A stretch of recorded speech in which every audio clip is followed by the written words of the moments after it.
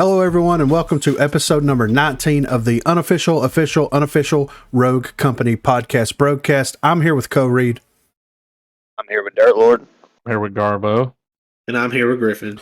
And this is the Rogue Company podcast, bringing you all the news that you need to know about Rogue Company. And we've got a very action-packed episode for you guys here, and we are going to hit it off right with the new Rambo King Cobra update.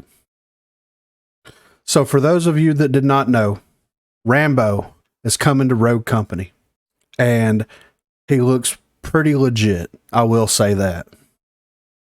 Not exactly sure when this update's going to be coming out. I know that they've already done the PTS for this specifically, but there are two bundles that are going to be coming to Rogue Company. You have the Rambo bundle, which gives you the legendary Rambo Seeker skin. It gives you the Rogue Seeker if you don't already have Seeker unlocked, because this is a skin for Seeker. You get the Law of the Jungle Mythic Sahara weapon wrap and the Snake Catcher Mythic Combat Knife skin. Also, they have the Rambo accessory bundle here, which comes with Never Enough Revenge legendary animated banner, One Man Army epic emote, Jungle Assassin epic primary weapon wrap, Jungle Assassin epic secondary weapon wrap, and Jungle Assassin epic melee weapon wrap. Also coming with this is the Rambo event, is basically what I'm going to call it. So there's going to be certain challenges that you're going to be able to do, and whenever you complete these challenges, you're actually going to get rewards for doing each one. For example, deal 2,000 explosive damage, you're going to get the Lethal Soldier epic border. Down 100 enemies with Seeker, you're going to get the Aim True epic banner, and it goes on and on from there. So if this is how they plan on doing their events from now on, I'm 100% on board for this. That's cooler than the arms dealer event. Yes, absolutely, man. Like, you get access to the Rambo bundle and the Rambo accessory bundle, and you can purchase those straight out of the gate. And then they give you contracts, and each contract that you complete gives you some type of reward for doing that. That is the best idea that they've came up with as far as like these events since they started doing events, in my opinion. And I really hope that they continue on this trajectory, because it would be nice if the events like had some type of like either story or a theme that actually went with them. Because like, all right, they're bringing Rambo into the game. I love Rambo. It's great that they're adding him, and then they're modeling everything that you're getting after this specific skin. I think it's a genius idea. I do like the skin a lot, though. I think I think it looks great, man. I mean, he's going to be forever too. Rambo. Oh yeah, yeah. And Dallas is forever Doc. Yeah. And I will say for you guys listening out there, when this bundle comes out, and if you're interested in it, I would definitely pick this up. Yeah. This isn't going to be something that I think is going to reoccur very often, if much at all, in the store. Once the licensing runs out for it. Yeah. That's then, it. Yeah, then it's not. They're not going to that Doc skin. Yeah, right. So they brought back. Yeah. So if you're interested, it's 2,000 Rogue Bucks for the Rambo bundle, which gets you the Rambo Seeker skin, and then it's 1,000 Rogue Bucks for the accessory bundle. The accessory bundle will be back. I'm 100% sure of that, because that's all stuff that they made specifically for the game. But the Rambo bundle itself, you better get that when you can, you know. All right, Project Saint here. We're going to go straight into Project Saint. So human backfill. We're still talking about human backfill here. And basically, they're doing the human backfill stuff on the PTS to see how it runs. They delayed it when they originally intended to release it, which was the Year 2 Season 1 update or the Season 5 update. They're still trying to figure it out. I still don't think that this is the way that you actually fix problems with the game, such as AFK and levers. I know that this is, they consider this a most anticipated feature from Project Saint. And the only reason that it's considered the most anticipated by the developers themselves is specifically because you can't fix the problem with levers and AFKers. And this is your solution to that, and I don't think that it's a good solution. Well, just it's going to be people solo queuing. Yeah, absolutely. Right? You're going to be solo queuing, and it's just going to throw you in a match. That's And you'll probably already leave that like, match. yeah. And then join another one, and you backfill at another one. Yeah. Just I stick don't around and think- play the match you're already in. And nobody wants to get into a match that's already like Oh, one-sided. dude. Yeah. If somebody left, there's a reason. Yeah. Like, Oh no. Sometimes you be winning and people fucking go AFK. unless you're just going to give leave. me like extra XP or something for sticking around for backfilling. How about that? I think they did say that if you do backfill into a match, To be rewarded. you'll get all the experience that you could possibly earn as if you played the entire match. Damn. So you could just do one round. Yeah, exactly. Do 1 or 2 rounds and you get the XP for, 14 rounds or 12 rounds, whatever you're going to. We still don't know how the money's going to work on that. Yeah, or how the rogue selection process is going to go, or the weapon selection, or They're just going to give me everything they had. yeah, exactly, right. There's still not enough information on this. They're wanting to put this in the game so bad, yet they don't want to tell us any. Eventually, it's just going to spring it on us, and we're just going to have to try to figure out what it is. This isn't really a game that's going to work in. It's not like Call of Duty. No. Yeah. Yeah. Because that's 6v6 or more in the newer ones. And if one person of a 6-person team drops, it's not that huge of a deal, and one pulling back in. Because they found ways to mitigate the whole, like, if you come in late and you lose, you don't have that against you in your records. Yeah, yeah. And it makes a lot of sense, and it's good for that game. But this is a 4-person game that's round-based, it's character-based, and it's a lot to get around. Yeah. Economy based. Yeah, economy-based, Right. exactly. As where in COD, you can just get in, pick your loadout, go right to work. Yeah. Run and gun. Yeah, I don't think that they fully thought this through. And I kind of have a feeling that this is going to backfire on them in a big way. A big house on fire, dude. Yeah. I feel like if they would have spent some time on the bots, getting them up to par, that would have been a better way of backfilling. Yeah. It's just if someone leaves, throw a bot in there, because I know, because I've played other games online, I've played other games single player, there are AIs that are much better than those little bots that would walk backwards into a corner. Yeah. Dude, if you play bot matches on this game, so like I'll do it like if I'm testing stuff. Mm-hmm. Yeah. I want to make sure it runs good in a bot match first. Like, the bots will get harder. They get harder. Yeah. The first few games, you're just like, 30 kills, Yeah. just wrecking ass. They get harder, though. I've noticed that. Like, they just get harder, and it makes sense. Like, Yeah.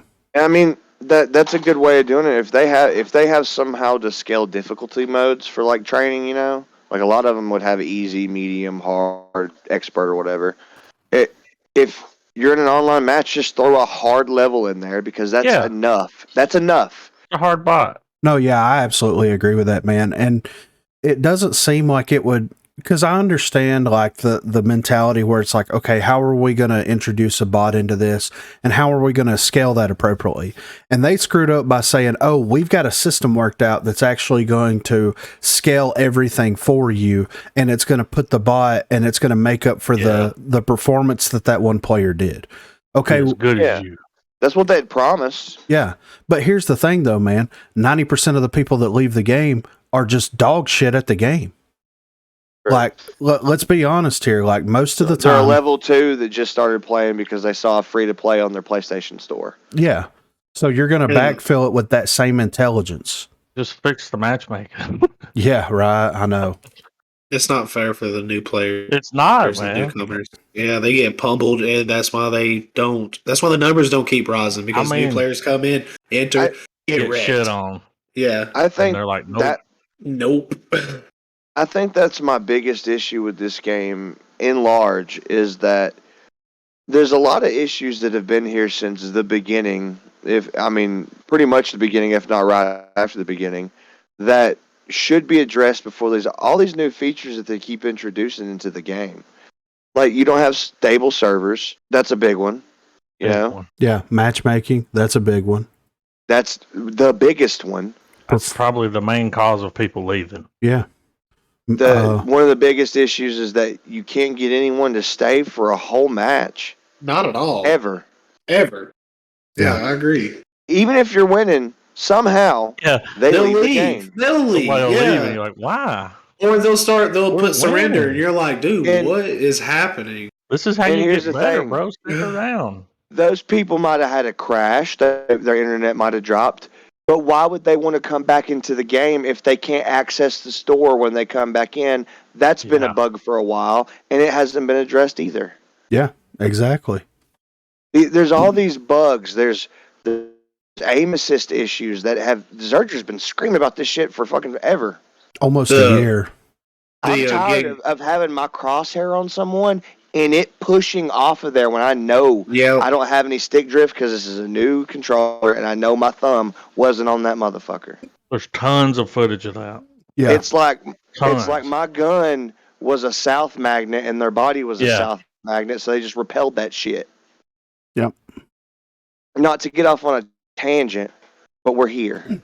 Yeah, I mean, we're in Project Saint, and you're absolutely correct. I mean, from matchmaking to servers to stability issues within the game to aim assist, there's a ton of stuff, and we'll get into that a little bit more whenever we get into the community section this week, because they do actually hit on some of those issues and kind of like what their plan is for some of that. So we will take a deep dive there for sure. Next up, they added Meltdown, Palace, and Skyfell to the Team Deathmatch game mode.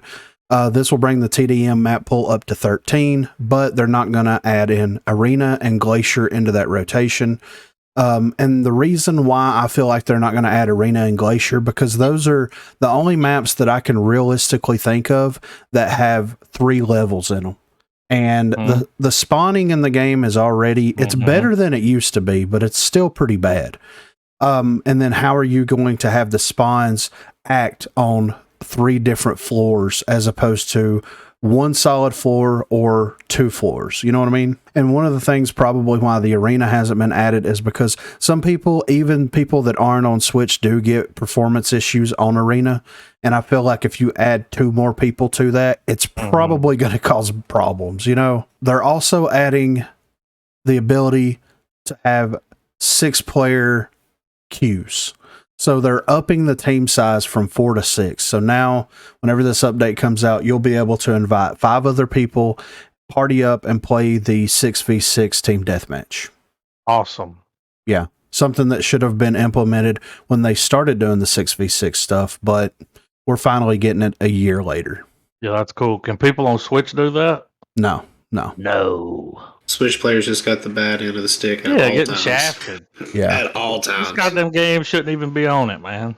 And that How really they expect to put this on a phone? It really makes me sad that Switch gets shafted like that too, because how many people have we played with on your stream nights that are Switch players, man? Yeah, and good and players. They're solid, like professional level players, dude. They're struggling because they're on the Switch. Yeah. And the game just runs like shit. Yeah. And I get it, man. Like, no, not everyone can fucking have a goddamn gaming computer or even a PlayStation 4. Yeah. Switch is more convenient too. Yeah, and I really feel like Project Saint needs to take a very firm initiative to helping the performance of the Switch itself. And I understand they keep saying, well, there's limitation issues and there's limitation issues with the hardware and stuff. But I mean, I agree, there is, but this is my e-machines can run this fucking game. Yeah. I mean, how they gonna put it on a phone? Exactly. How? So everybody, what are you gonna do? Just group the Switch people and the phone people up, and that's the fix? That's it. I mean, that sounds like a First Watch Games fix to me if I ever heard one. You know, Band-Aid. Yeah, for sure. A hatchet one. Yeah. This is kind of an odd change that they're making, but I guess it makes sense in certain situations. Safe in the sky. So in many of our game modes, our players are jumping head or feet first into a hot zone. We found that those players who linger in the drop ships a bit too long run the risk of getting downed while still deciding what perks to buy. We introduced a change that protects our players while they are inside of the Chimera or the Manticore. That being said, we are also making sure that you don't linger for too long. You'll need to jump into the fight sooner rather than later. So it already kicks you out of the plane if you stay in there too long. So they're going to shorten that time? If I had to imagine, then yes. Dude, the only time I've ever been down or seen anyone be down is on Dodgeball. Yeah, exactly. And put that back in the game. Yeah, for sure, right? Well, I mean, if you think about it, well, I mean, how's that happening in Demolition? I don't know. It had to be dodgeball. I mean, it had to be the skirmish stuff. You can definitely shoot people when they're floating down because I've done it. Yeah, but I'm trying to think because it But it's doesn't happen. hard. It doesn't happen in King of the Hill, and it doesn't happen in Team Deathmatch or Strikeout. So it has to be either in dodgeball or Demolition. Yeah. Which means for real, if you're taking that long in Demolition, you're probably not really paying attention. Yeah. Dude, on dodgeball, you could hop out and snipe them, burn them down. Yeah. I mean, they're still there. Yeah. It does feel like it's a change specifically for the skirmish maps. To me, it feels that way anyway. Because even on a demolition match, how are you going to be able to successfully land and then maneuver yourself into a position to snipe someone out of the dropship before it kicks them out into the world? I don't think it's possible. I mean, we may have to test it later, but I don't think it's possible. I've never seen it. Yeah, the only map that I can even think about that being possible is the arena or favelas, maybe. Yeah, because the planes are actually like really in open areas, and you can land on top of the area in one arena. You can land on top of one of the buildings. It's kind of like out of bounds, but you can still like take your shot. I think that you maybe Meltdown. You could land on that crane. Oh yeah, for sure. There you go. Quick. Yeah, because they talked about you being able to shoot people up there from pretty much anywhere, right? Yeah. That dude had almost 360 coverage. Oh, that fucking! There was a team of shot on him, like he had some shots up there, and he was just getting all over us. Yeah, it's that they need to get rid of the little rails and the area towards the back of the crane itself that actually provides cover. If you're going to allow someone to be able to do that, I understand it's risk versus reward, but whenever you can get up there and snipe people and back up to such a degree that you can't take any damage, it's a problem. I feel like the risk and reward should be more balanced there because it's a high reward. It needs to be a high risk. Yeah, absolutely. Yes. So next up, bans on notice. As with any game, we are sure that our players have encountered unsavory, toxic, and or just outright unfair players. While we have long had a report feature, our players would often ask us if reporting a player was meaningful. In this update, we will notify you when an action has been taken against reported players. So it's going to basically let you know that, hey, someone that you reported, there has been an action taken against that person. And I mean, this is a feature that's been needed to be added into the game for a long time. But like at the end of the day, like from hearing the developers talk, their report logs are so backed up and they get so many report logs that it really doesn't matter if an action has been taken against that person or not. Dude, it was so backed up, they made a new ticket system. Yeah. So that kind of tells you they just said, fuck all those. Yeah, so we're starting over. It's just so for weapons, we do have a couple of weapon changes here. So for the LR-15 full body, the level 3 upgrade damage fall off has been removed, and the new level 3 upgrade increases scope, movement speed, and headshot damage. Also for the tier, the level 3 upgrade damage fall off has been removed, and the new level 3 upgrade reduces recoil and increases headshot damage.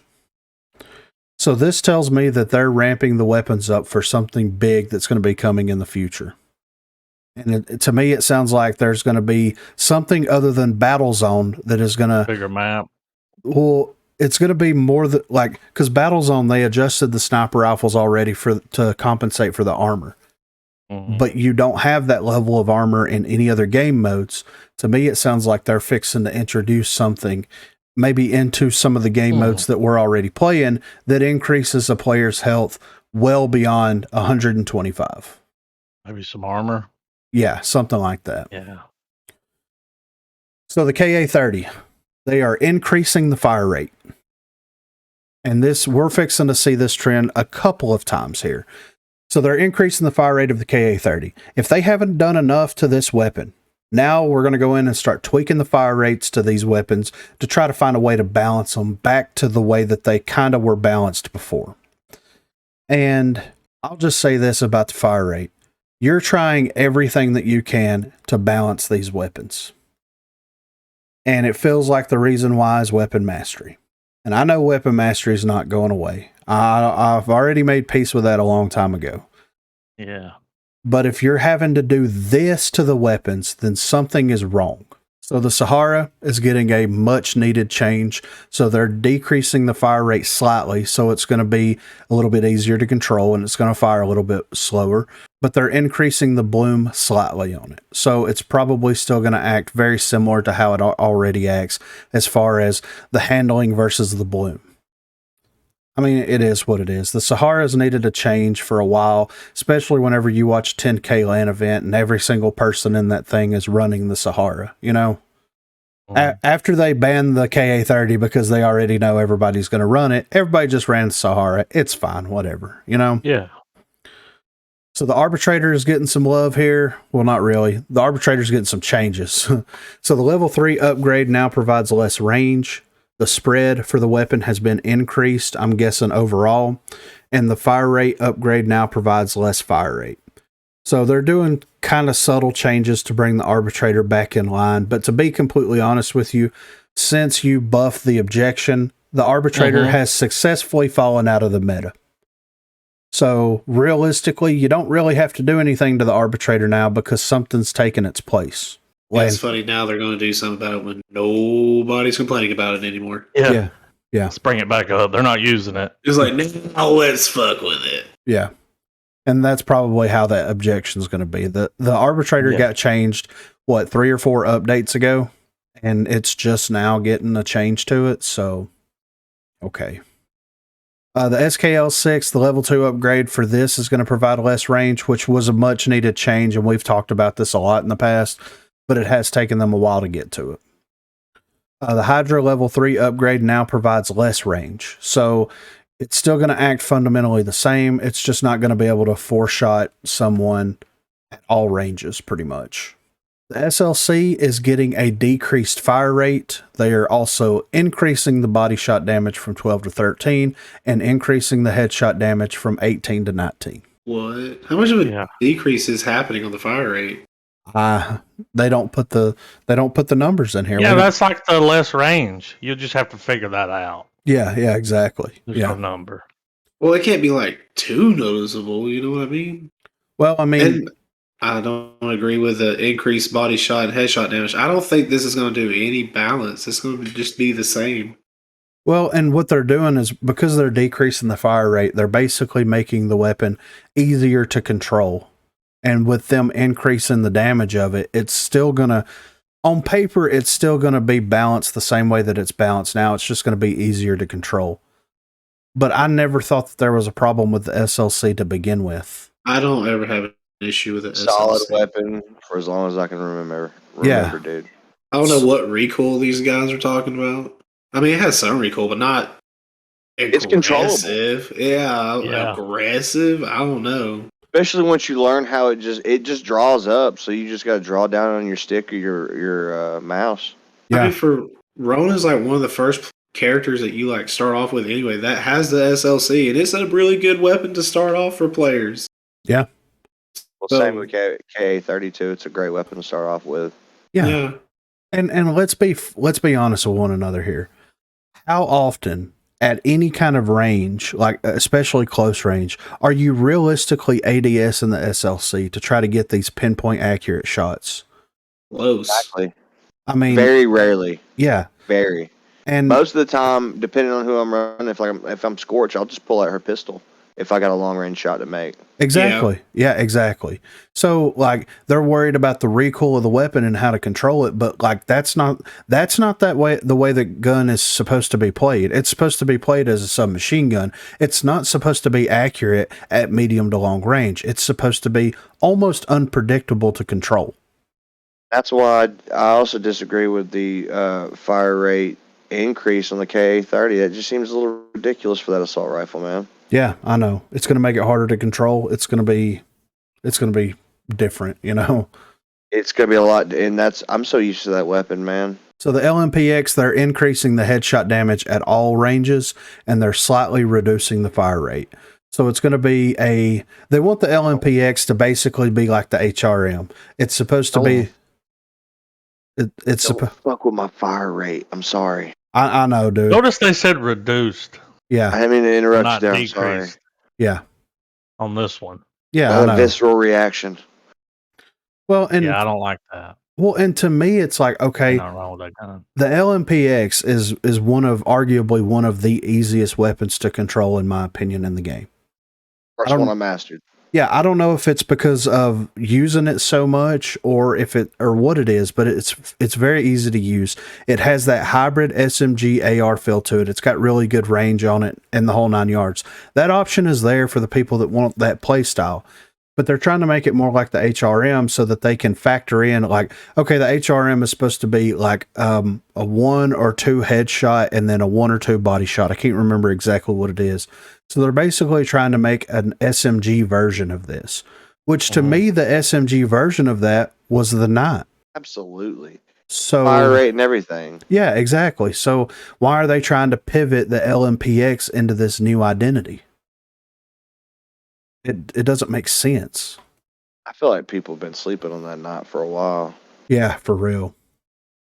This dude on Twitter's told me like 15 times in 15 different comments that it has the highest TTK in the game. I don't know. He's just been telling me that for fucking days.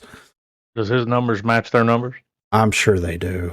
I'd like to see their numbers. I don't know, man. Yeah, right. That's what I'm saying. I ain't never seen them. We don't know what their numbers are. Like. Yeah. The D3DI, so they're making some changes to this. They're decreasing the headshot fall-off damage at mid and long range. This will allow you to carry the 2-tap headshot kill at further ranges. They're decreasing the headshot fall-off damage at long range, which will allow you to 3-tap headshot armored targets at further ranges. And they're increasing the body shot damage at mid-range, which will allow you to carry the 3-tap body shot kill a bit further out. And I had to say it. And to me, the D3DI is a very niche weapon. Not a lot of people run this whenever you have other options like the MXR and the Bishop. But to me, this change, like the DMRs in the game are supposed to have a little bit more of a longer range, and they're supposed to be a little bit more consistent at ranges. And I understand they have to put variation in it. And to me, if they're going to make the D3DI like the weapon to use at long ranges, if you have to use a DMR, then I'm okay with that because the fire rate and the damage output that it does justifies that playstyle. Like, this is one of the changes, in my opinion, that it honestly makes sense because it's rare that you run into a D3DI user in game, and it's also rare that they're consistent with their shots with the D3DI. So that's a high risk, dude. Yeah, exactly. You know, I mean, it should be better. Yeah, exactly. I agree. You're kind of putting yourself in a situation if you pick one of those. Yeah, absolutely. And then for the MXR, they're decreasing the body shot fall-off damage at mid and long range, which will allow you to 4-tap body shot kill at all ranges, which is okay with me. This is about consistency, right? And that's one thing that Rogue Company has kind of been more or less a little bit lenient on, is consistency with their weapons all across the game, because it's hard to judge what short, medium, and long ranges are in a game that you can literally land on one side of the map and see the other side of the map and still get successful shots at that range, like very accurately. You know what I mean? Mm-hmm. But the damages aren't consistent with that. It doesn't actually feel like there is a long range until you actually start shooting someone. And then you're like, oh, I've got to get closer so that it's not throwing rocks at them, you know? They're also on the combat knife. The level 2 upgrade now provides more swing speed, so you're going to be able to down people faster with the combat knife whenever you're swinging on them. This is a knife. I can't believe they actually put that in the patch. Yeah, right. I was like, what? They really did put that in there. So it's going to be faster. Yeah. Just imagine, guys, people coming around with that thing. Fucking swat. Well, dude, it's in their it's in their new bundle. Yeah, it is. It's a mythic. Gotta make it better. It probably wasn't doing good. Because, I mean, for real, if you think about it, when you throw it, it doesn't knock people. It's the same as the baseball bat. You don't really see a lot of the combat knife, dude. You don't. If you see people that are using the melee weapons, they're using either the katana, Yeah. the axe, or Axe. even Max's Max's sword. I can't even think of what it's called right now. But Claymore. Claymore. yeah, Yeah. that big ass motherfucker. You just You have don't to. see a lot of That's all you gotta combat do. knives. Yeah. Yeah, you don't. So that's just him and Kestrel, right? They have that? No, Castro has a. The kukri. Oh my god, the kukri. It's And like a knife, though, right? Yeah. No, it's the same as the axe. You can max it out and it'll knock somebody. So for the rogue changes, we've got a couple of changes here. So Dima, they're taking away bounce back and they're giving him tenacity. It makes sense to me why they're doing this change. I know a lot of people. I know. See why. Yeah, But there's a lot of them that have tenacity and bounce back. exactly. Yeah. I mean, Yeah. and you just give them both. Yeah. I mean, you know. Yeah. Switchblade, instead of tenacity, they're going to be giving her stalker. So they're going to be taking tenacity away from her and they're going to be allowing her to move faster while she's ADSing, which makes sense for her playstyle, in my opinion. And it's also very easy to shoot yourself with the rocket and you can still escape from it because of that movement speed bonus that you get from using her ability. So that it makes sense to me why they're doing that. Dude, they just straight up did a trade with these two. Yeah, pretty much. Yeah. Yeah. It's like, here, we'll swap this out. Yeah. They kind of both have the same thing going with their... Yeah, with their abilities and everything. Yeah. Yeah. Runway, you can now use her ability while riding a zip line. I don't know why you'd want to do that, but you can. I agree. I don't know why you would want to do that. Yeah. Same thing with glimpse. Wait, you can throw down the... Yeah, the briefcase. Yeah. On the... Why? Yeah. There's nothing under the zip line. Yeah. Catch you. Exactly. You can just throw it off the map and be a dick. Yeah, Cool. pretty What much. about I mean, Favelas has one Noted. that goes up. You know, maybe they could throw it down. Or I guess you could hit it like right when you get to the end. Yeah. That makes sense. But how many times is it going to happen, dude? You'll see Why it would you- where they're like, I mean, what time of play? Maybe it just had to be a 1 of a million play. I don't know why they spent money on that. Yeah. I'll get it. And my Put in the thing, comment for that. The next one makes sense. yeah. Glimpse can use her ability while riding a zip line now, and that's Still something. gonna hear it. Yeah, you're going to hear it, and I'm sure that she's still going to be somewhat visible while she's on the zip line. So, but I think that this is going to open more like flanking opportunities for Glimpse. Yeah. So here's the big one. Oh yeah. So Glitch's ability range is now global. Whoa. Yeah. Glitch could no longer pull out his hacking device while the ability is used or on cooldown. Whoa. I So don't like that either. in this blurb, basically what they say is, Glitch is intended to be a breacher. People were basically using him, padded steps, the shotgun or the LMPX, the Semtex grenades, and his pad itself to be a hybrid flanker / intel character. So yeah. Okay. Yeah. So to I mean, he was just one of the best characters. yeah. I mean, wasn't they already complaining about people not using him? Dude, Factory is a classic Glitch map. Fixed Lancer. Leave him I alone. don't understand. Yeah. I Well- mean, so now when you activate his ability, he's gonna see all the characters. And everything. Yeah, everything. And so there's no point in even pulling it out anymore. So now you just have to once kinda they've set say- up, you can just shut everything down. That's it though. But like you can't. You got know, Turtle Man, he's turtled in. You can't be your own radar. Yeah, exactly. Is what it is. Like they're getting rid of that. Like you can't Well, be a then- walking radar. Here's what it gets rid of too. Like before, if I got hacked, I knew that motherfucker was Nearby. Yeah. I get that. And now that's gone. Yeah, exactly. You don't know where he's at. Yeah. Well, I mean, a good glitch. So that might be a big play. Because when Yeah. you hack everyone, they're gonna be like, "What the fuck?" Yeah. But all you gotta do is do it when you land. Yeah. So, and this raises a couple of questions for me. First question is, and this has been brought up on stream several times, whenever you're playing against a glitch, and as soon as everybody lands into the match, he could hack everybody immediately, which is going to have a delay for the ability to set APS systems up, to be able to deploy barbed wire and things like that. That's the way glitch is supposed to be played, but not to that extent. So how easy and how exploitive is it going to be for you to basically... well, to get a glitch, hack everybody, get a Lancer, push up on them because they're not going to have any way to stop that Lancer push. Or the Roadhouse. How are they going to stop a full push whenever the you're Dema Blast? Exactly. Coming in with the cannon, like just aggressive, and shut all their abilities down. Yeah, everything. Change the time on that. Yeah, they will. They'll have to. They're going to have to. Yeah. Even aside from that, though, like if they have a chance to set up, say you have a runway and a trench, and they get claymores and they have fucking trophy systems and all kinds of shit sitting around, you can just blow it all up at once. Everything. Yeah, that's what I'm saying. It's everything and hack everybody. You're gonna see glitch more, I would say. Yeah, you just sit broken kind of. He's gonna be broken now. That's the thing. He was perfect the way he was. No, there was no reason to change him. No. By far my favorite. You can fuck with his weapons all you want, but they didn't think this through is what happened. They were just trying to make it where we can't use him for a heartbeat sensor. Yeah, he was just too good. Yeah, that's what it was. Yeah, but you had to know how to play that. Like now, it's easier. Yeah, it's brain dead. I get it now. He's gonna be.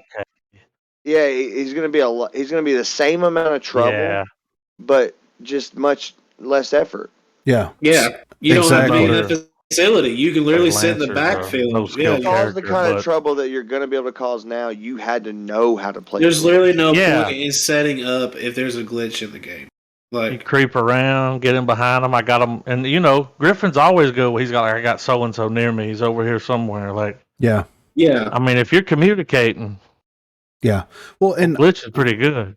This is what I'm going to say. That this is what frustrates me the most about this change, because I know that Glitch is a breacher, but Glitch was one of the rare characters in the game that you could actually utilize him in multiple different ways. He was a great attacker. You could do both. He could flank. He was a great defender. He could be a breacher. He could fill this kind of role. He could fill multiple roles, depending on hacker. Yeah, he can do anything. Yeah, depending on your play style and what your team needs, he could fill a role on that team regardless. Much like Runway. I'm going to compare him directly with Runway. Runway can be a breacher. Runway can be a support character. Yeah. Runway can be a passive sniper. I mean, Runway is very versatile. Glitch was very much the same way. Runway, everybody loves, and they're afraid to touch her, much like Lancer. Mm-hmm. Glitch, on the other hand, well, you're not playing him the way that he's supposed to be played. Well, then why the fuck is it? Change it? Like, why did you set it up that way? Yeah, why is it that every time we play against a Runway, they're playing a Runway as a breacher with all these goddamn Simtex and fucking trip mines everywhere? Like, change her fucking ability. Change how she interacts in the game. Change that. We've been screaming this forever. Yeah. She legit is one of the cheesiest characters to use. Her and Lancer both are the two cheesiest characters in the game right now. Glitch is a character that you actually have to invest the time in to actually know when to use his ability. He had the ability to flex into multiple different roles on a team comp. You're taking that away from him, and it's ridiculous. It's just absolutely unnecessary. It's going to go over like the Talon Dart change, dude. It ain't going to be good. Oh, yeah. Yeah. That's the thing is he was still very effective in his role as a breacher, but you had to be tactical with how to use it, just like with Dema. You have to know how many people are in the area, how they can get out of it before you shoot them with that shit, right? Yeah. Now, he can just hit them from the back while everyone just blasts straight up their ass. Yeah. I understand where the developers are coming from with this, but at the same time, you're taking away, like you already have taken away the identity for the rogues by 50%, and it's fixing to be more when we get into the community section, but you're taking away the identity of them 50% by allowing them to have weapon mastery and access to all these weapons. You're fixing to take 25% more away from them, which is going to ultimately leave their abilities, their passive and their active abilities, and you're going to make a very large fundamental change to a character that realistically shouldn't be made at all. It's so fucking frustrating, man. Well, a couple of episodes ago, you said this game suffers from an identity crisis. Yeah. It don't know what the fuck it wants to be. No. With every patch, they stray further and further away from the tactical shooter I was promised when I bought the game in the beginning. Yeah. And spent money on it. Yeah. This ain't just a game you buy and you're in. you continue to spend money. Yeah, hundreds of dollars invested. Yeah. Game that's still in beta.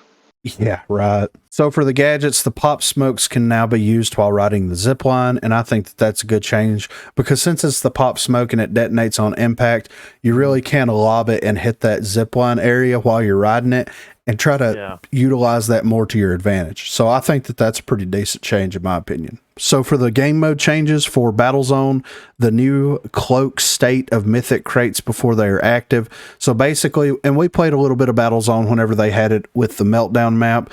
You know, the mythic crates, they're there from the beginning whenever you drop into the match, if they are part of that match. But before, they would be there and you wouldn't be able to open them until the countdown timer above them went to 0. Now they're going to be invisible. There's going to be a circle where it's supposed to be. And once it hits 0, then I'm guessing that the crate is going to spawn in at that point or become uncloaked, I guess. And it's going to be very awkward whenever you're in a gunfight because if it realistically is cloaked, so it's physically there, you just can't see it, then how bad is it going to fuck you up? If somebody is going to use that as cover and you're not going to be able to shoot them, then you're going to think that there's something wrong with the match. Just don't have the mythic crate there until it's ready to spawn. Yeah, I was about to say, I don't think, maybe it's not. I mean, Jesus. With it's them, a kill point, dude. It's a thing. It's like get them to go there so they kill each other off faster. Yeah. Like, and now it could possibly be an entity in the world that is see-through that you could still run into, interact with, and use for cover. What? Yeah. Notice, dude, they're big on making these games shorter. Yeah. Oh, yeah. Like the King of the Hill thing. Like they're about, well, we could raise the hill time, but we gotta change the rounds. Yeah. So yes, so for King of the Hill, the hill time has been changed from 60 to 75 seconds. Still not long enough, in my opinion. It should be 90, but they're reducing the number of rotations for the hill itself from 10 to 8. They could have just left it at 10 and then just increased the length of the game. But they want to keep it short. Yeah, they want. Or dude, go to 90 and give me 7. Yeah, exactly. Right. 90 was 7. Yeah. I mean. So that is the Rambo or the King Cobra update. And like I said, I'm not sure when that's coming out, but I'm very interested to see how the community reacts to some of these changes, specifically the glitch change and the weapon changes for the KA-30, the Sahara, the SLC, the LMPX. Basically anything that's had the same fire rate since it's been introduced into the game, some of them at the fucking closed beta point where you had to buy in. Now they're going to go in there and start tweaking the fire rates of them. Okay. Here we go with this, you know? I'm not happy with about 70% of the changes they're making. The best thing is the fact that they're actually bringing Rambo into it. That literally is it. Yeah. They get to have a Rambo skin. Cool. Yeah. So next up here, we had a tweet from Mini White Rabbit. This was retweeted by Rogue Company. Still don't understand why Rogue Company is not tweeting this themselves. But it's nice to see that someone that's running the Rogue Company Twitter is actively retweeting this stuff now. So she said, we want to hear from you. Describe your perfect ranked playlist. So there was 990 results, which is nothing compared to the amount of people that actually follow the Rogue Company Twitter page, by the way. So 31.6% said Demolition only. 12% said King of the Hill only. 18.3% said both, like it currently is right now, and 38%, which is the majority, said both if I can vote on one of those. That's the one I voted on. Yeah, I voted on Demolition only, but, you know. I did too. And we'll actually get into that a little bit more here whenever we do This Week in Rogue Company. Next up, this is a post from Kermar. So there has been a job update over at Hi-Rez. So this job posting is for the Rogue Company mobile client engineer. It says Hi-Rez Studios is hiring a qualified client engineer to work on our mobile division of Rogue Company at our studio in Alpharetta, Georgia, or full-time remote in the US or UK. So the reason that I wanted to bring this up is because we've kind of got spotty news. Are they going to do a mobile version? Are they not going to do a mobile version? You know, how is this going to work? Yeah. So now they're actually posting jobs for that. And for them to actually be hiring a client engineer now That means that this is something that's not going to come out until probably this time next year, maybe, if we're lucky. Could be longer. And that's fine with me. The game doesn't run good now. It's not optimized now. It's a good thing that they're not investing a shitload of time and money into the mobile version of it. Hopefully. Yeah, hopefully, right? That's what I'm thinking. It's like, why would you do that when your game's still kind of fucked up? Yeah, exactly, right? Like it's not time. Yeah, no, not at all. Clash of Clans runs better on my phone. Yeah. This game probably will. Yeah, right. So people will play shit like that. Yeah. And like, this is the thing. This is what I will say about Rogue Company Mobile. I get why they're pursuing this, because there are there's many countries across the globe that don't have access to consoles. They don't have access to gaming PCs. They don't have access to a lot of the things that we have access to. That's why the mobile market is as big as it is. When you have countries that are ginormous, that the only outlet that most of these people have to experience games is on their phone, it makes sense why they want to pursue this audience. How is that going to affect the players that are playing the game currently? That's what I want to know. That's the information that I'd like to have. If it's going to be a completely separate entity that you can download on your phone and still enjoy a somewhat similar Rogue Company experience and it not interfere with the current Rogue Company that we're playing now, I'm all for it 1000%. But if it's going to put us with and against mobile players, then that could create some issues in the future. If we're having fucking connection issues now and server issues now, how is it going to be whenever we're connecting to someone in India? Yeah, South America. Yeah, exactly. Because there's a huge mobile market there. Huge. That's playing on a 4G phone. Yeah. So next up we have, they finally, guys, it's been almost 3 months now, but we finally got a This Week in Rogue Company. The last one that came out was December the 3rd. We haven't got a This Week in Rogue Company since December the 3rd. They said they were going to release one every other week. They started doing it every week. Then they changed it to every other week. It's been almost 3 months, and we're finally getting a This Week in Rogue Company. Well, they did it a week after the update show. Mm-hmm. And it almost makes me think the character might drop next week or something, because they normally do a This Week in Rogue Company like right before that. Yeah, right. So it's like, a little 3-week thing. Yeah. But yeah, I'm ready to check this out because I think that there's something very interesting here. And this basically is more or less all about ranked. So this is going to tie in to Minnie White's Twitter post and the poll that she had. So, but anyway, This Week in Rogue Company, they talked about ranked. They talked about the fact that they included King of the Hill in the rank pool. They also talked about an influx of players into ranked because of the inclusion. They also said that they didn't want to have King of the Hill be a separate rank queue because they don't want to separate the ranked QEs, or the people that are actually queuing for ranked, into two subsets. And this is what I'll say. The developers for this game are very, very good at contradicting themselves. And the reason why I say that is they say we had an influx of players because of the inclusion of King of the Hill. Mm-hmm. We don't want to separate the queues out because that will make the matchmaking system worse. But your influx of players for ranked is because of the inclusion of King of the Hill.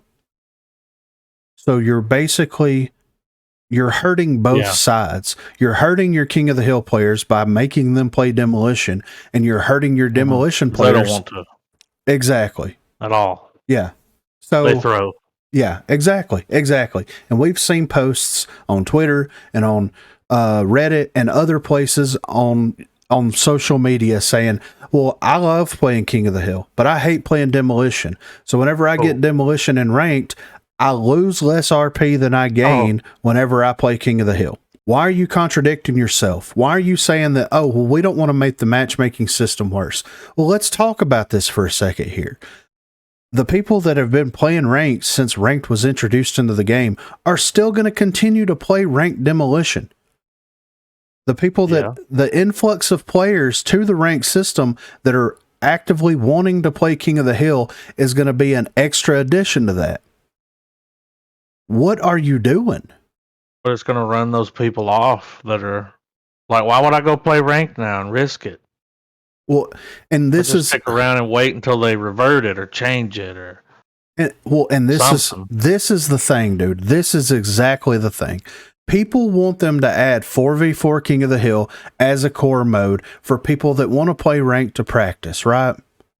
Whenever it gets added as a core mode, all those people that want to play 4v4 King of the Hill are going to stop playing ranked because there is one game mode specifically dedicated to playing that. Oh.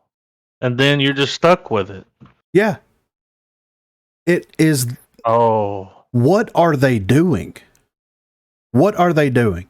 You should have the ability to go in and either multi-queue for both on ranked or queue for either demolition or queue for King of the Hill. Putting the map voting system and the game mode voting system into the game is not going to help this. You're going to run everybody off from ranked. All the demolition players. Mm-hmm. And that's your core ranked audience. Like yeah. You know? Who is making decisions like this? You're running off your ride or dies. Exactly. Like. Exactly. It's land grab, dude. The King of the Hill people are pushing. They're like, we want this mode here. Yeah. Like, cool. Can't we just have all the modes? Let people pick what they want to play. I mean, and too hard. That's another thing that's going to be a feature in the community section with how game modes work and why there's only so many core modes and why there's only so many LTMs and all this kind of stuff. We'll get into that. But the logic and the reasoning there on paper makes sense. But in execution, just like 99% of the other things that get introduced into the game, it makes no sense because people want to play what they want to play. You can't force people that want to run and gun with Lancer and respawn as many times as their heart fucking desires to play a single life game mode and understand it and enjoy it. It's just not going to happen. And not leave. Exactly. This last thing here, and I dropped a screenshot of it at the very bottom of the thing here because this is something that I forgot about until right before we went into it. But last up here, before we get into the community section, Ewick the Destroyer posted over on Twitter, at Scott Gundy, at Mini White Rabbit here, any plans on raising the price of padded steps in the near future? Most broken/abused perk in the game. And then Josh said, honestly, the entire community has been clamoring for this. It's insane they haven't made this adjustment yet. And then Gandhi said a much larger change is coming with the next season. And we're going to use this to transition into the community section. All right, guys, we are now in the community section of the unofficial, official, unofficial Rogue Company podcast. And this community section is going to be a little bit different. We did this the last time there was a Fireside Chat, and we're going to do it this time with a Fireside Chat. Now, this Fireside Chat was 4 hours long. I skimmed through it, and I picked out what I thought was some of the best bits. Of course, I probably missed a couple of nuggets of truth in there from time to time, but I chose some of the things that I thought would be the most interesting for us to talk about here on the Broguecast. And in the future, if you want to contribute to the Broguecast in any way, you can hit the Discord. The link is in the description down below. You can tweet at us at Broguecast or send us an email, broguecast@gmail.com. But first up here, we do have the community skins. So this is something where she actually went into detail about what it would take to be able to make community skins be a thing, especially for concept art that the community submitted, and what the limitations that there are from that. Let's talk about this. So glitch in here might be a little off topic, but is there a way to share skin concepts, have community battle pass with skins that the community wants? Because I've shared a skins concept in the server and it went pretty well received by others, and also want to see it implemented. So let's talk about this, because I see this with creators as well, where players will request, is it possible for a creator to get their spray in the game? Is it possible for us say I want to run a tournament. I've seen requests of like, I want to run a tournament and I really want to see an in-game cosmetic as a reward for this tournament specifically for players that participate in this tournament. Things like that, right? Like basically getting custom cosmetics in-game for creators, community events. These things are extremely challenging because of legal.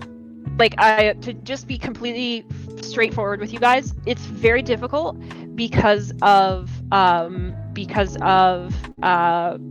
intellectual property. So basically, if you are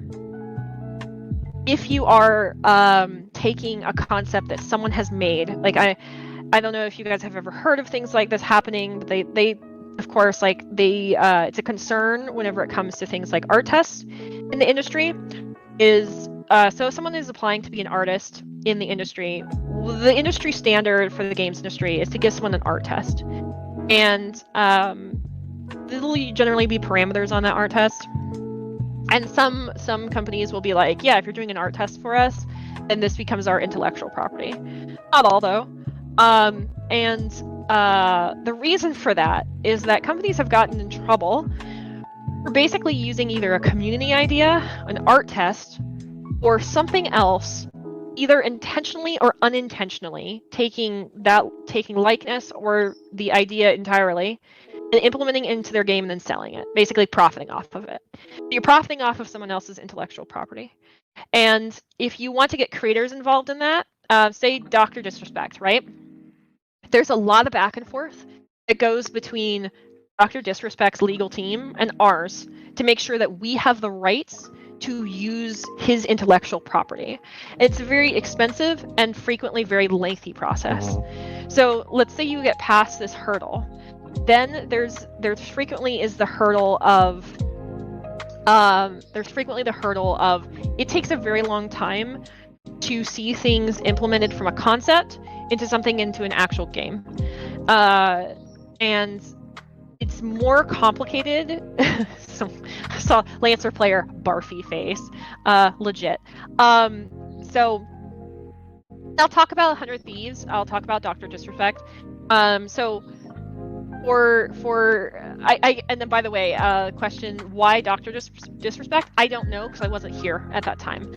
So I'm happy to talk about this process because I've been in games for quite a while, and crossovers are really difficult.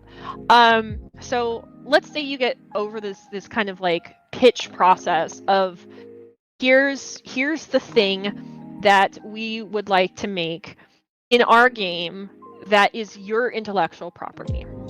And say you get past kind of the legal hurdles of some of that. Cool. Now you're going to be working with a concept team. And frequently, concept artists are not cheap. Artists in general are not cheap. So you're paying basically an artist or an art team thousands of dollars. And if this is assuming they're not outsourced, which outsourcers are also quite expensive, to create concept on that item. And they're creating what is called, so they're creating like obviously the front concept, but they're also creating turnarounds. And in the case of community skins, one of the challenges of community skins is unless they are designed by a member of a concept team, it usually doesn't account for things that have to go onto a character model rig.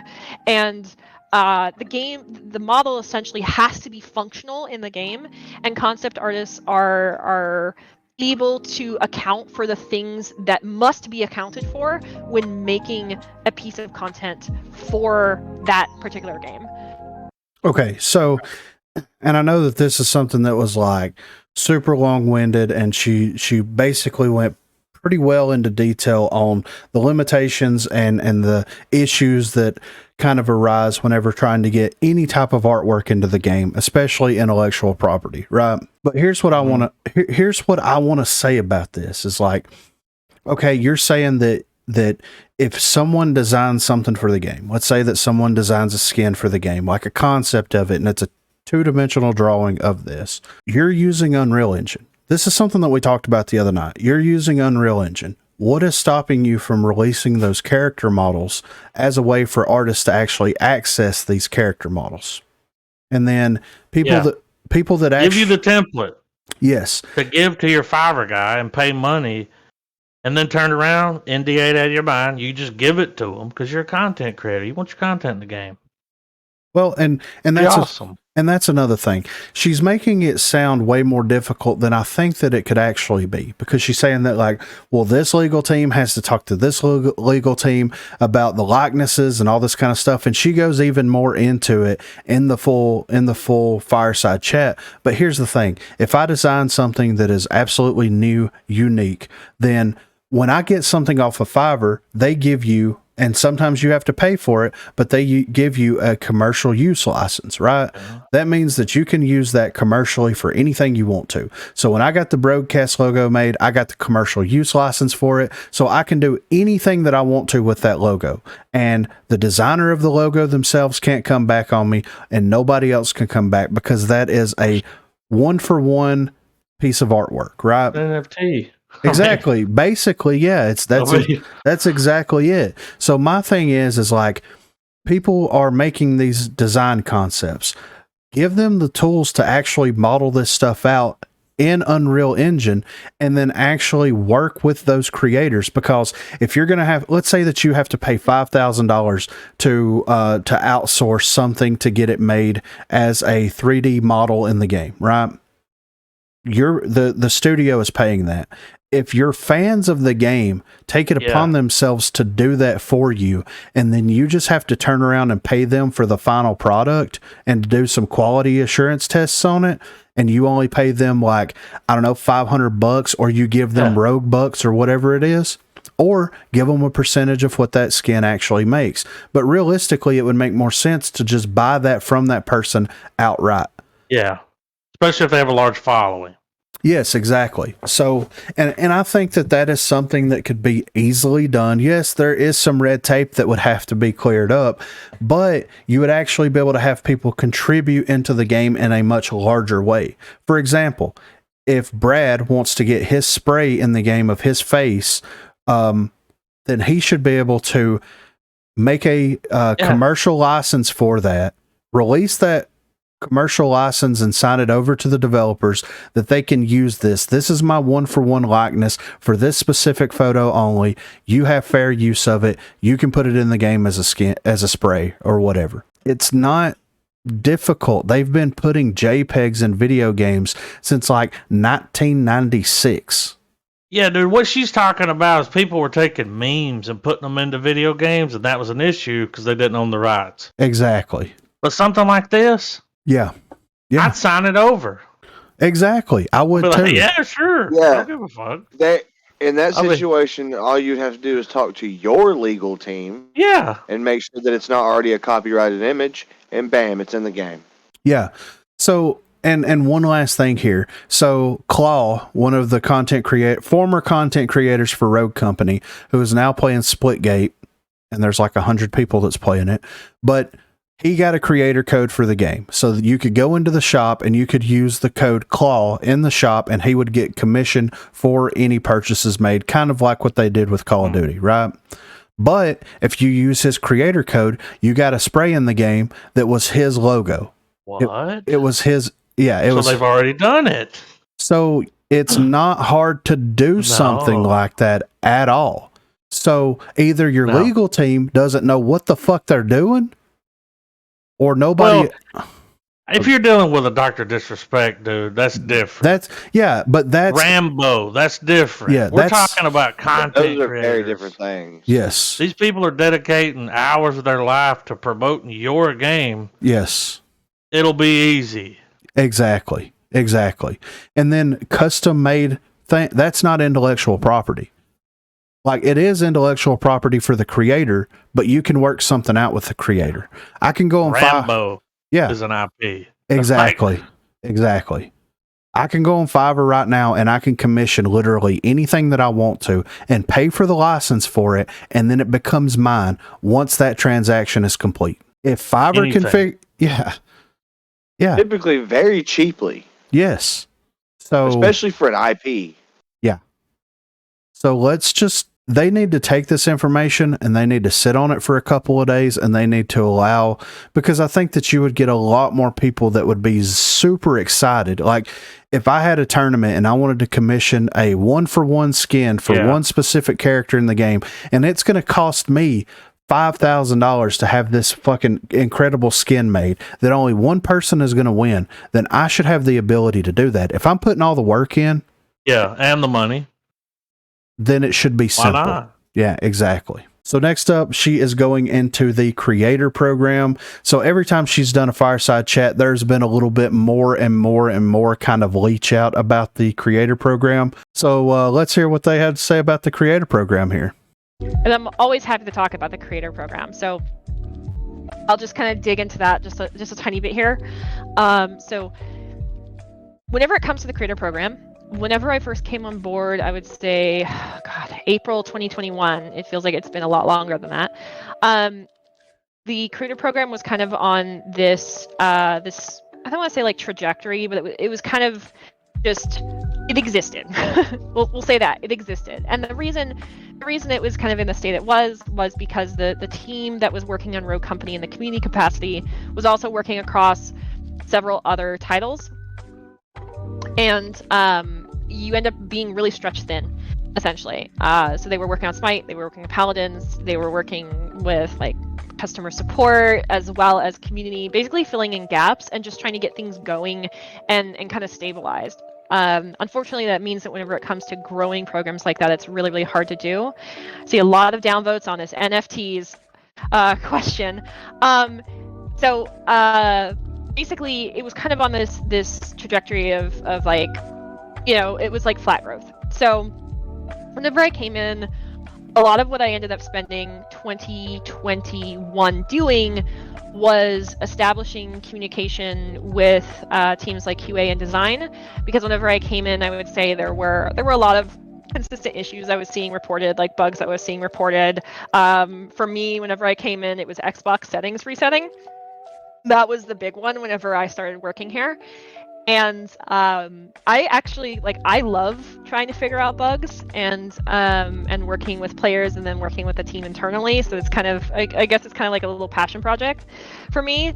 So I came in and really wanted to stomp out some of the bugs that we were seeing in Rogue Company over and over again by working with players and then working with the internal teams. So I spent a lot of time in 2021 essentially just setting up pipelines and procedures to be able to collect as much information as possible from players, so that I could better help the team internally and we could fix some of those issues. So ultimately, this meant that the creator program, I wasn't able to spend quite as much time with it as I wanted to, and initially thought I was going to be able to. So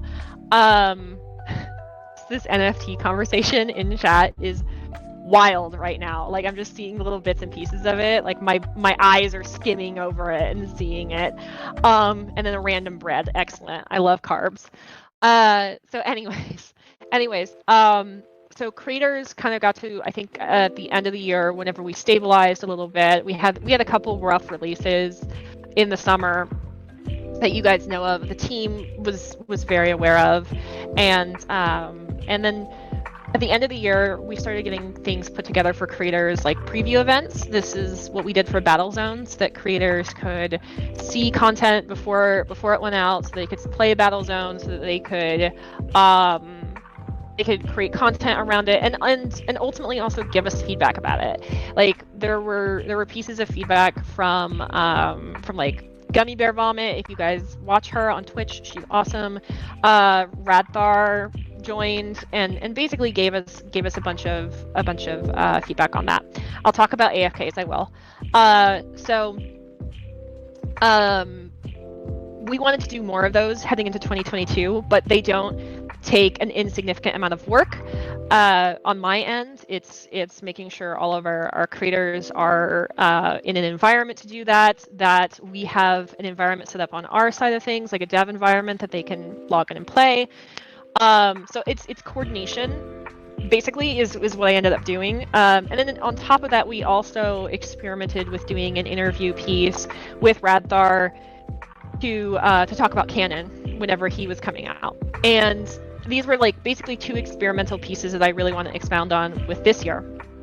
So for our creators, with this year, I do have some plans on how I want to really like focus and highlight creators, and that's not just North American creators, but it is also international creators.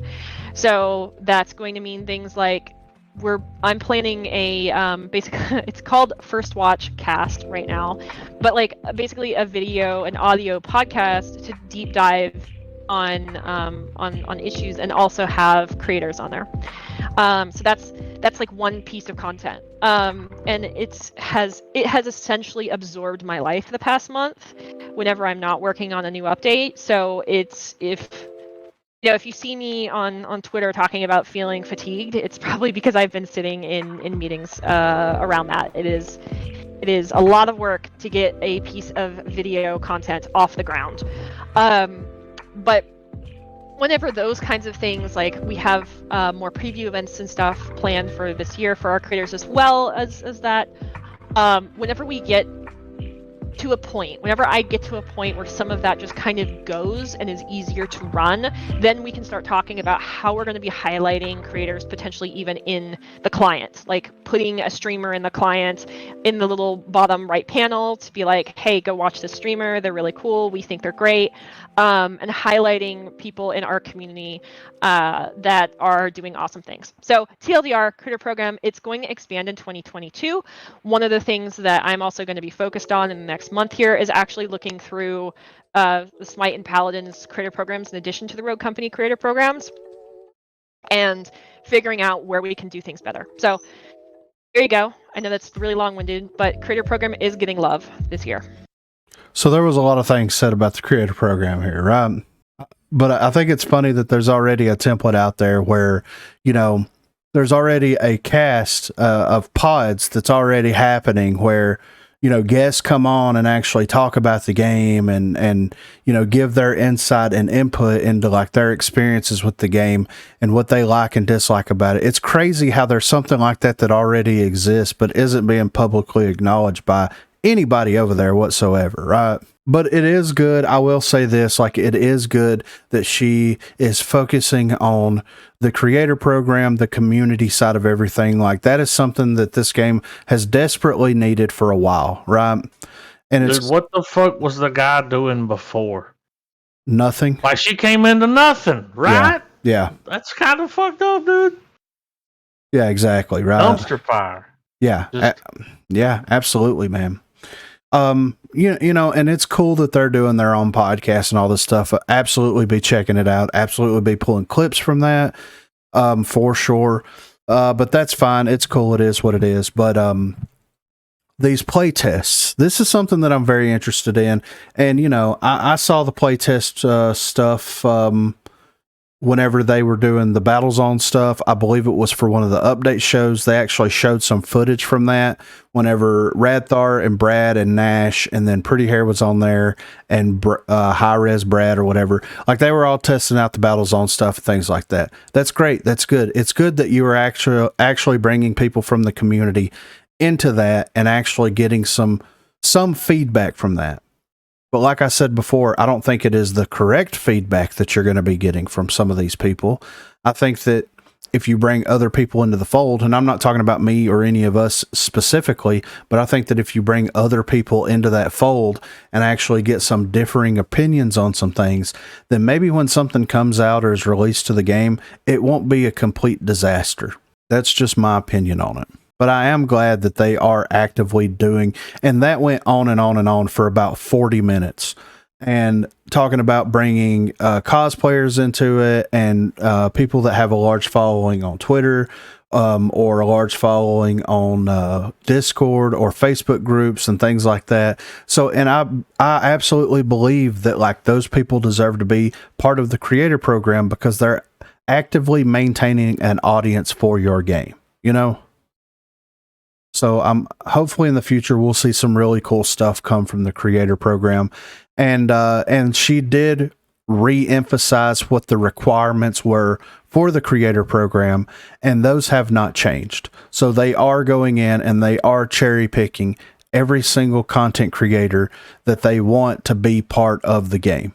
But this next topic here, gadgets and perks, this is what I was talking about. This is what Gandhi was talking about. This is what I've mentioned. This is the highlight of the Fireside. This is the highlight of the Fireside Chats, man. All right. I know that this has actually been kind of a discussion. Hopefully you guys can still hear me because I'm grabbing something to drink, so I'm walking around my kitchen. But this is something that I know that the design team has talked about. Perks, I think, are kind of similar. Like a lot of people can feel like with perks, if they were able to choose their perks rather than choose from like a predetermined list of perks, they would be able to kind of customize for their gameplay a little bit more. I think we kind of tried some of this with weapon mastery as well. Yeah, I was about to say weapon mastery is kind of thing where like it gives you more of like a way to customize how you feel when you're playing.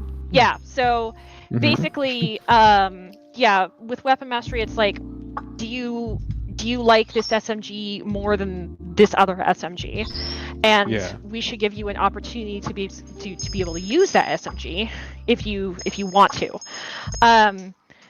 So I think with 2022, there may be more experimentation on design's front about what does it look like if we opened up things like perks and allowed people to kind of make their own decisions for their own kind of playstyle with perks. And I think there also may be some of that experimentation with gadgets as well. I know this is something that design is really passionate about, is how can we kind of blow out the game, the what you kind of expect, and I hate to be like expect the unexpected or anything like that, but I think the idea of being able to customize your playstyle and be able to choose either how you want to approach a situation, approach an enemy team, or approach a match. I think we're starting to think about that a little bit more. I know design has talked about this whenever we've kind of had one-on-ones. Is basically if we say opened up perks and anyone could kind of pick it. Like I see Glitch, isn't it basically what Paladins does with Dex? Like I would say like with Dex or the shop, right? And whenever I've played Paladins, for instance, so I frequently pick a healer, but there are often times where whenever I'm going against an enemy team that maybe has a lot of CC, and that's a time where I go, I don't need cooldown reduction, I really need CC reduction. So if there is something like that in Rogue Company where you're in a match and you're like, on Seeker, I don't need Lifeline. Instead, I want to be more like padded steps, a little bit more stealthy. I think that's the better approach to playing against this enemy team. We've kind of talked about that on the design side of like, what would that look like for Rogue Company, and is that a and I'm just using padded steps as an example before anyone panics. But everyone in the chat is like padded steps panic because I know a lot. Someone's just having like really bad Lancer flashbacks right now. That's all. Right. With the arbitrator, I just brought it back to the arbitrator Lancer padded steps, and like everyone just hating that. I'm so sorry. Slowly dematerializing. Everyone's just staring into the void. But I think it could potentially open up, like it goes one of two ways. It either opens up more interesting gameplay decisions where people are, okay, you have someone with padded steps, how do you counter that? Like, is there a perk and a set of, like, is C4 then the pickup for people with padded steps? That's kind of like an example, right? Or is it just going to be a case where everyone picks up like padded steps and some other perks that are considered to be really, really strong? I think, of course, like the way to go about this is the two ways. The first being maybe experiment with opening up perks gadgets for everyone and seeing how that impacts gameplay. But then from there, like, if that ends up being a system that kind of accomplishes that, great. But then I think the other half of that is introducing new perks. I mean, new gadgets, and seeing if, as you said, like there are certain gadgets that maybe you can only take in a limited number or at a certain time in the game that really create amazing gameplay moments. Cat's out of the bag. So, design is very passionate about this, right? So basically, more or less, what they want to do is do the weapon mastery system for the gadgets, and they also want to allow people to customize the perk set that they actually have for whatever rogue it is they're playing, or possibly even on the fly, right? While you're in game, you'll have access to every single perk, and you can basically buy what you want at will, right? We know who's over design, right? It's Scott Gandhi, right? Mm-hmm. Who was very passionate about his time to kill, which didn't work out. Who was very passionate about weapon mastery, which in my opinion isn't working out too well. You're going to open the floodgates for the ability for everybody to have all of the everything. Yes, most broken perks that exist into the game, as well as the most broken pieces of utility that are in the game. And so why are they even making any perk changes? Well, to me, what I think that they're doing right now is they're flexing different perks onto different rogues just to kind of see what some of the responses for that is. That's what I feel it is. Like, you know, Dima having tenacity makes sense. He hasn't had tenacity this entire time. Why does it make sense to give that to him now? And if if it's something that's going to be happening soon, and I think that that's something that Pretty Hair was talking about in This Week in Rogue Company, I think that this is going to be coming up faster than they're wanting to imply, right? If they're going to do this, they're going to have to go in and rework every single perk that we have access to. And this is what Gandhi was alluding to earlier whenever he replied to Elwick the Destroyer, right? Like this is exactly what he was implying. Big things are coming for padded steps. I think big things are coming for all of the perks. And I think the fact of the matter is they're going to have to rework. They're going to invest this much time and money into reworking all of the perks. You're going to have to rework them all to make it fair all across the board for everybody to have access to it. Because am I still going to get shot around corners? Probably. Oh, that's server, you know. But I mean, the meta is just going to get worse. And that's something that she talked about, because the guy that was talking in that clip was someone that was actually asking questions about the inclusion of new gadgets and perks into the game.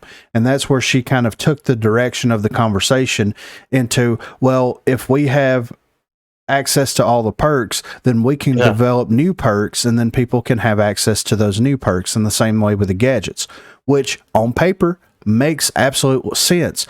But it's also going to develop a meta. So that means that everybody's going to be running Life Drain. That means that everybody's going to be running padded steps. That means that everybody is going to be running these must-have perks. And if you don't run these must-have perks, then you're fucking throwing. She sounded kind of nervous about saying it, didn't she? Yeah, I think that she said a little. I think she said a little too much there. I think she realized when she was about halfway through that she said a little too much there.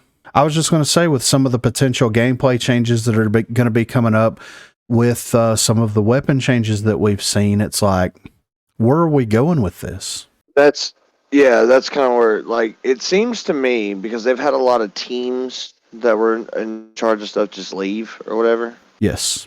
It seems like the core team of people who had this, like, the way this game is supposed to be played in mind, some of those people might have left, and other people might have came in and gave some influence to some of the big dogs as to what they think the game should be. And that's what's happening. Well, and you're absolutely... Like, I feel like their vision's just taking a hard left turn. It's going to keep going that way.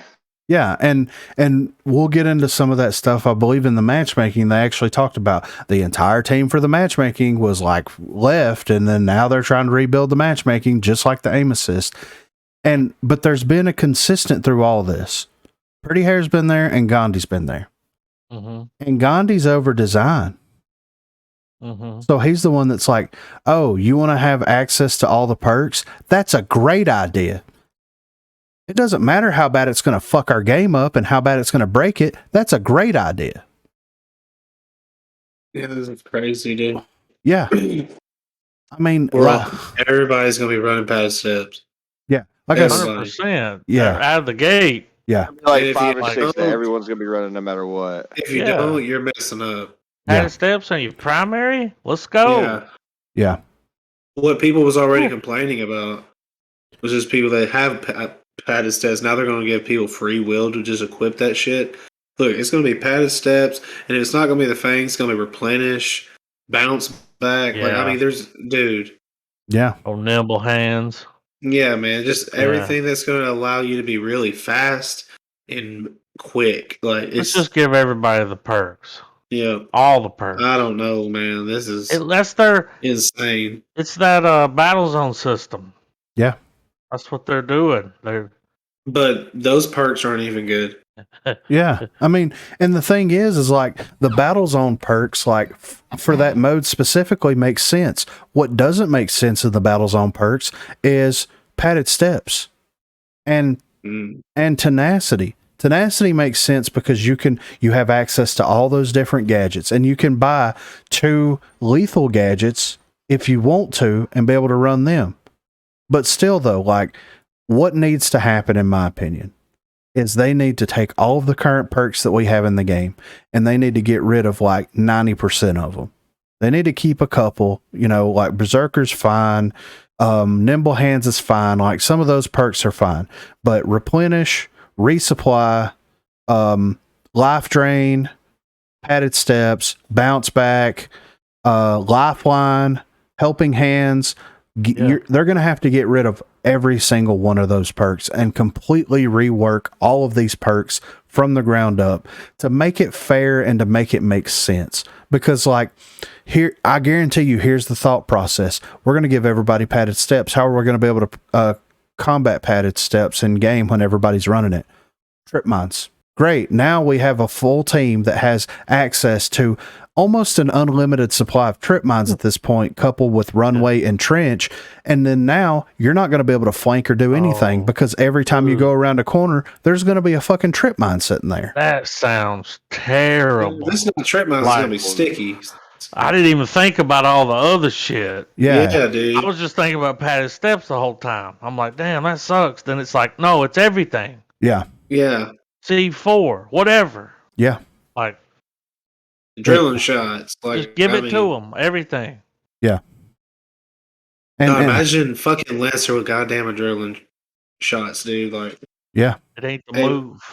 I don't think it is either. It ain't the move. Like I said, they're going to have to invest so much time and so much money into making this something that feels good and is actual rewarding experience to play against and to play with.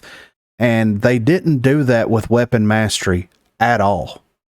What makes us think that they're going to do that with gadget mastery and then possibly perk mastery or whatever the hell they decide to call that? So changes are coming, boys. Unfortunately.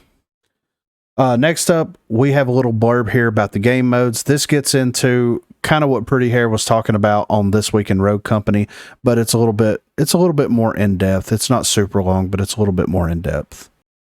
We have 2 constant LTMs running. So just kind of talking a little bit about queues. Anytime we open up another queue, it's basically going to split population further. So we basically want to make sure that we're keeping a reasonable number of queues open, so that you're not sitting waiting for matches, basically. So if they add more core modes or more LTMs or multiple LTMs at one time, they're afraid that it's going to split the player base even more and it's going to stretch the matchmaking that much more thin. That sounds like there's not a lot of players playing the game, first of all. Second of all, millions. It's hundreds of thousands, dude, a week. I know. And the way I see it is like, if that's the case, if that's the situation, then why don't you allow the community to vote on what game modes they have access to constantly because, and she goes into it in the 4 hours about extraction. There's a lot of passionate people that love extraction. We're part of that passionate group. They said that the player count for extraction didn't really make sense compared to other, game modes like Team Deathmatch and King of the Hill and things like that. And I understand that. I get that. And it sucks for me because I love playing extraction. But you have a 6v6 game mode that's core game mode that Switch doesn't even have access to. You have Strikeout that could be easily replaced with King of the Hill and nobody would give a shit. So let's tweak this a little bit. If you want to keep it down to 1 LTM and 3 core game modes and ranked, then let the community decide what we keep. That's how you know they're shorthanded, dude. Yeah, I know. Not a lot of people. For real, dude. That's how you know. Yeah. When it's like, I mean, we run into the same motherfuckers all the time. Yeah. And the thing about that is like we run into the same people pretty regularly, but we don't run into them as bad as some of these other people. They'll play all night long against the same people over and over and over again. yeah. That's just a region issue. You know what I mean? That's a server area. I wish I knew how it worked. I know, right? Yeah. So this next little blurb here we have about the matchmaking system, and they get a little bit in depth. And I believe that this video itself, she had someone else that was one of the developers of the game. I'm not exactly sure who it was, but they're also contributing to some of this stuff. That first guy that was actually on there for the perks and the gadgets, he was someone that actually asked a question. They brought him up on stage, quote unquote, to ask a question. But there is another person that will be talking, and I believe it's in this one, and they are one of the developers for the back-end system, I believe, that has to do with the matchmaking. But we'll see. Basically, matchmaking, the way in which the system, from what I understand, the system is kind of what's the right word for it? Basically, we're working off an older system, and some of the members of the team that initially made that system, not for Rogue Company specifically, but for some of the other high-res games, are no longer. That's no longer true. It's no longer true? Nope. So that was part of the work we did last year when we were talking about improving the matchmaker. It's when we went to a newer version of the industry standard algorithm for it. And so, it's we've seen statistically that it's improving the matchmaking quality. We've continued to modify it to tailor towards what Rogue Company needs versus using kind of the generic matchmaking the algorithm as it was originally created. And we're continuing to do that.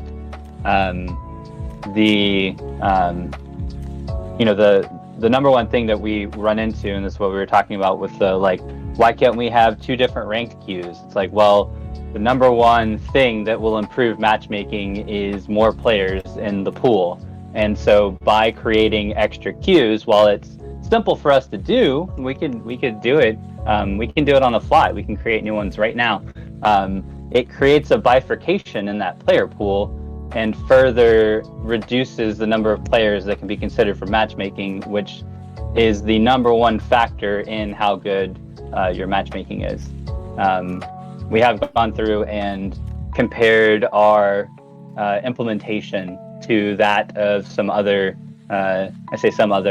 one other major game where we're just sharing arbitrary agnostic data with each other to basically confirm that we are making roughly similar matches with them, because we consistently hear that matchmaking concern, particularly on Rogue Company, more so than our other games, and so we wanted to put money into it and actually confirm that this newer system is making as good of matches as possible off of the algorithm as it sat at that point.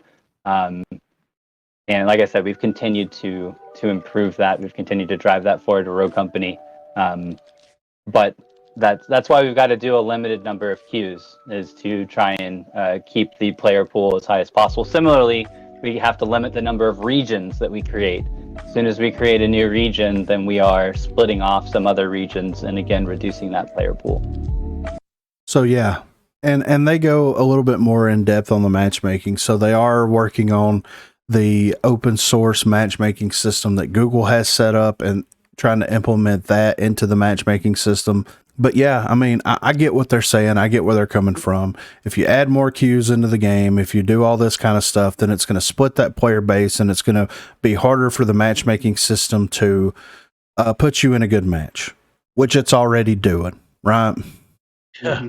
At least from our experiences, and it hasn't been Kiddie pool. Oh yeah.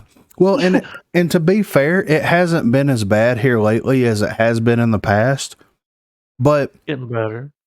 It is getting better. But a lot of our matches come down to a 3v4 situation, and we're still hanging in there. So I don't know if it's us getting better, them pairing us up against worse people, or what. You know what I mean? We end up babysitting a lot. Yeah, exactly. That happens. But, and here's my thing, man. They had the LTM come out for the new map, right? Why does multi-queue not exist? If you want to get as many people into like one matchmaking queue as humanly possible, then why doesn't a multi-queue system exist in the game? To me, it would make sense for that to happen. And then on top Dude, of if they did that, the ranked King of the Hill, the matchmaking will be so good. Yeah. Right. I know. There'll be so many people playing it. They level up fast. Yeah. Right. Yeah. And then on top of that, it's like, if we want to kind of compare this to other high-res games, let's compare it to Paladins for a second. In Paladins, forever, all you had access to was ranked, which was Siege. You had Siege, you had Team Deathmatch, and that other mode, I can't remember what it's called, but it's basically King of the Hill. I can't remember what it's called. So that's the only modes that they had for forever. So if matchmaking is this bad and the player count is this low, then let's cut the LTMs out completely. Let's just get rid of all the LTM modes. Let's Bring them over. Let's decide what kind of core game modes that you want in the game, and let that be it. Just let that be it. That will expand your player pool in those queuable matches, because you'll be forced as a player to queue in like one of 3 modes, and that's it. But next up, they are talking about performance issues. This is a small little blurb. It's a short and sweet thing here. And they are talking about how to communicate performance issues that you are experiencing to the development team. Problem with my FPS. So I'm seeing questions about performance, and this is obviously something that I think is really near and dear to us. We talked a little bit earlier about basically people having packet loss and those kind of things going on in their games. So if you're experiencing things like performance, go ahead and send me a message. I want to know what platform you're playing on, probably your specs. If you have crash logs as well, I mean, anything like that kind of helps. And then I can send that along to the team and figure out what further we need. Because I think it is a. I've seen comments about performance. You're not the first person to bring it up, so I'm always happy to pass that along. So they need as much information as they can get from you to be able to see like what kind of performance issues that you're having. I have performance issues. Have you heard back? Because I know you sent some stuff in. No, I haven't heard back, of course. You know, I also haven't heard from anybody. So High Res Mini actually reached out to me and asked me to DM her my email address so that one of the members of the team could email me whenever I tweeted out that I removed all of my weapon skins and character skins in the game, and it actually made things a little bit better. Still haven't heard from anybody on that either. So, I mean, what good is submitting the information if you're not going to hear anything back? why tell you to Yeah, if right. they're not going to? Not only did I submit my email address, but I also put my Discord information in there as well, because I'm 99.9% sure that the developers use Discord as a major tool. Oh man, yeah, what it So- looks like. Yeah, so I'd like to get a fireside chat with all of them in there for 4 hours. yeah, right, for Do one sure. of those. Yeah. But she did also mention the fact that like there was a Paladins player that actually mailed their PC to the high res offices to see why they were getting performance issues. Now I'm willing to unplug everything that I have and take my computer over there, drive it there myself. Yeah. If they can ain't tell gonna me, mail it. no, I'm definitely not doing that. But I will drive it over there and I will set it up for them in whatever room they want. And then they can tell me what is the problem. I'm fine with that. I've went in there and increased how much processor the game uses. Everything. It does help it a little bit, but I'm still getting hitching issues. I'm still getting frame drops on specific maps. It's frustrating. So can we get some of these performance issues kind of, I'll take a day trip, dude. I might actually, I know you will, dude. I might actually tweet that out later. I might tweet it out and say, hey, I know someone mailed their PC in. I live close enough that I can bring it to you and I'll get myself a hotel room. Can we set this up? But this next little segment here is about Project Saint stuff. So she goes a little in depth with the Project Saint stuff and talks about it a little bit here. So for Project Saint, Project Saint is I've said like it's a multi-month project. I think it's going to probably encompass a lot of 2022 for us, or what we're discussing as year 2. It's internally, it is incredibly important to us. And the reason that there's like Project Saint is we're essentially investing time into quality of life and bug changes, or bug fixes, my brain, sorry. So quality of life changes and bug fixes, and basically taking some of engineering or whatever the teams may be off of making just like brand new skins and like say brand new rogues, and investing them instead on improving the content that we have.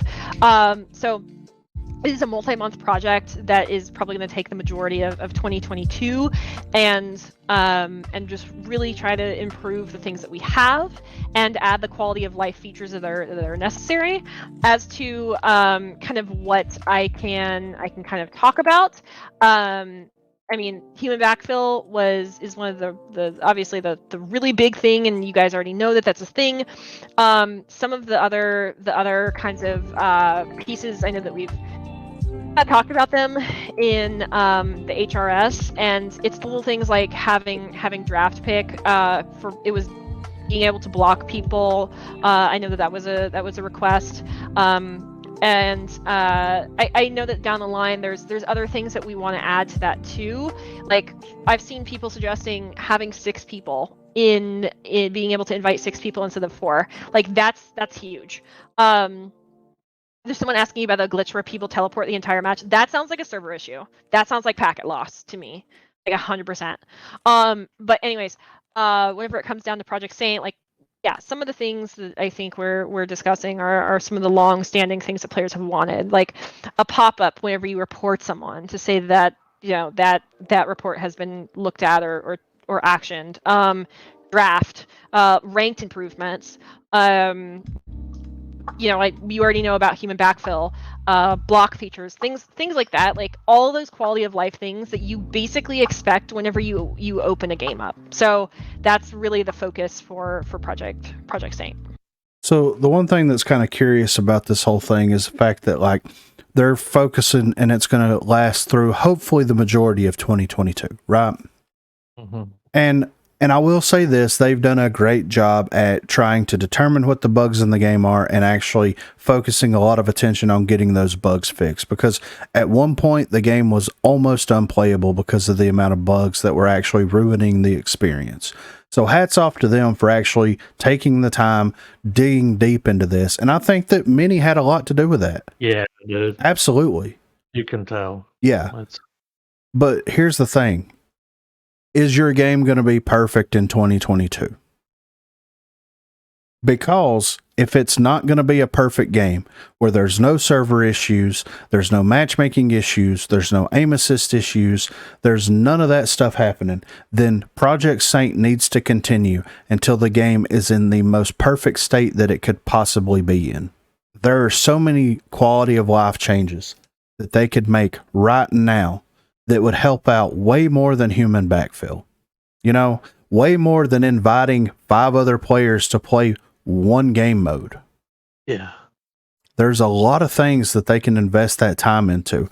All this stuff is very easy and simple stuff that they're trying to get out to the community to basically say, hey guys, we're working on stuff, but we need to continue this. In my opinion, it needs to continue until the game is in the most perfect state that it could possibly be in. Or it gets shut down. One of the two. So next up is a small little blurb. This is really quick and sweet, but this is talking about soft reworks, right? Apparently we get hard reworks and we get soft reworks in Rogue Company. And we're talking about soft reworks here. So let's check it out. We're going to be making some changes to some, and like basically doing like some soft reworks on some rogues this year. And you kind of already saw that with Vi. And hopefully that means that those rogues are going to be getting a little bit more love that haven't had a lot of love in year 1. So, for example, Trench. I know a lot of people with Trench are like, it's almost a meme at this point. Is Trench ever going to get a skin? Is Seeker ever going to get a skin? For people with Seeker, I think you're going to be happy in 2022. Trench, I think you're going to be happy in 2022. So, and of course they did this Fireside Chat before the Rambo update happened, right? So this was before Rambo was announced as a skin for Seeker.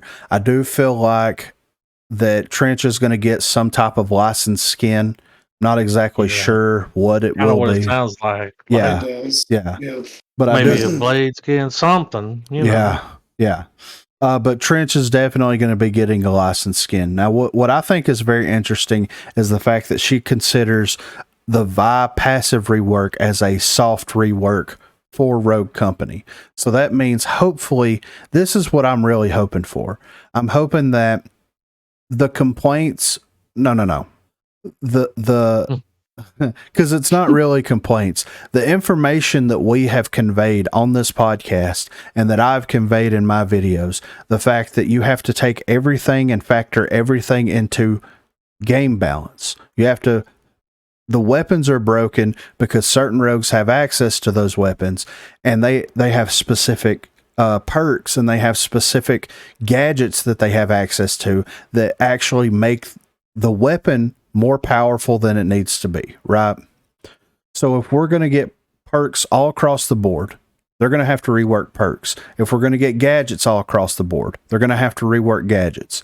They're also going to have to rework some of the abilities and passive abilities for some of these rogues. For example, Lancer. They're absolutely going to have to do something to her passive ability if they're going to give her access to all of these perks. Could you imagine the Lancer that we know right now with the ability and passive ability that she has with not only life drain and padded steps, but resupply, replenish. See what I mean? Well, you just got used to putting up a fight against Lancer. Now we're going to change that, you know? Yeah, right. Because runway's the issue. Yeah. That's the issue. It's not Lancer anymore. You know what I mean? Yeah, I do. Yeah. So, but with this, yeah, there might be some limitations to the perks just because of like money. They'll combine them. They'll give you 2 in 1. Well, and that's what they did for Battlezone. They took. They did, man. Yeah, they did. They just could combine them all. Yeah, replenish and padded steps are the same thing. Yeah, right. So, and here's what I think. In 2021, about this time, actually, it was probably in April, March, April of 2021. We got, hey guys, we're changing the time to kill.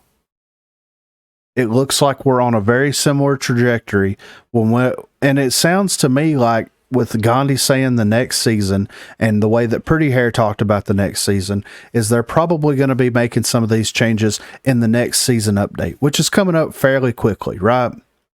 It's going to be it's going to be TTK changes all over again. They snuck weapon mastery in there on us, and it's here to stay. But they're going to have to change a lot of rogues, a lot of perks, and a lot of gadgets to make this successful. Are they going to put the work in to make this happen? They didn't do it whenever they tried to change the TTK, but they still got the TTK that they wanted by putting the work in. Are they going to be able to actually learn from that mistake and do it better this time? Time will tell. So last up here, we actually have her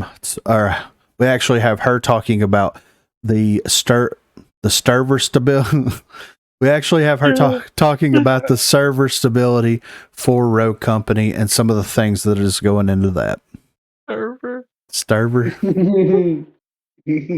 Okay, so a couple things to kind of talk about this.